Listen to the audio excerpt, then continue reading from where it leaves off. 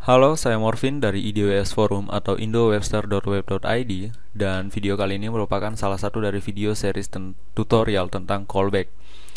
Uh, dan sebelum saya mulai, di sini saya harus mengatakan kalau laptop yang saya gunakan untuk recording kipasnya rada-rada rusak atau rada-rada error seperti itu. Jadi nanti akan ada suara-suara yang sedikit mengganggu yang tidak bisa saya kendalikan. Tetapi tidak masalah. Dan kita mulai saja.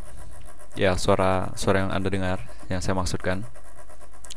Dan di sini saya punya folder dengan nama callback di root folder dari Apache, dan jika saya buka dengan komodo edit, Anda bisa melihat untuk filenya sekarang masih kosong. Jika saya akses dari browser juga tidak akan menampilkan apa-apa. Dan di sini saya akan paste tag pre dari XML di mana memiliki font size 1,2. Dan di dalamnya di sini saya akan buka tag PHP baru. Untuk callback itu berhubungan dengan fungsi atau function ataupun methods nantinya dari objek. Saya akan membahas tentang fungsi biasa dan juga methods dari objek untuk callback, untuk tutorial callback kali ini.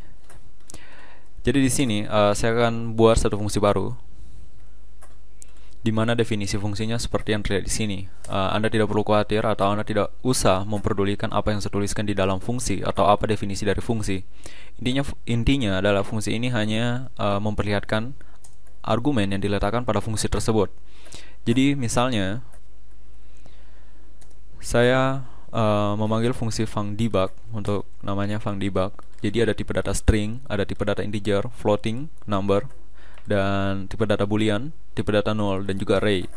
Jika saya save dan saya perlihatkan di browser, Anda bisa lihat di sini untuk nama fungsinya, lalu ada kurung buka dan kurung tutup.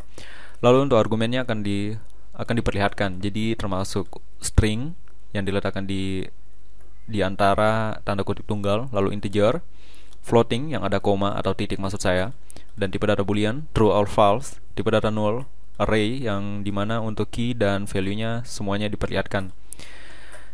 Jadi fungsi ini nanti akan saya gunakan untuk tutorial kali ini karena definisi dari fungsi lain tidak diperlukan.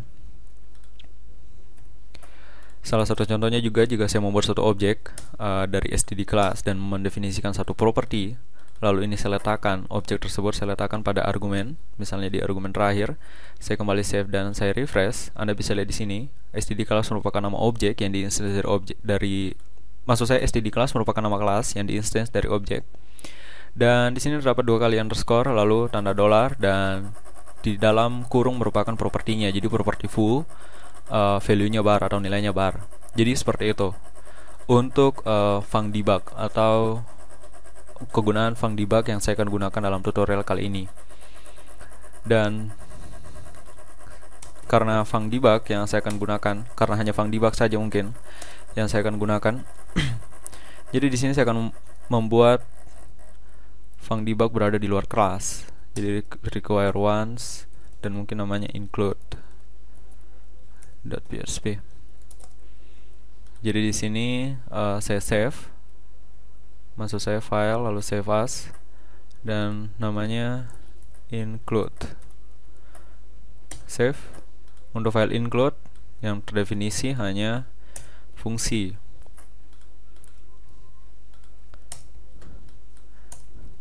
Dan jika saya buka kembali index.php, maka akan di-require adalah include.php, dan untuk definisi fungsinya saya akan hapus. Jadi saya kembali ke browser lagi dan saya memastikan kalau semuanya baik-baik saja. Oke. Di sini mungkin ada yang di-echo balik ya. Ops, maksud saya di dalam tag PHP.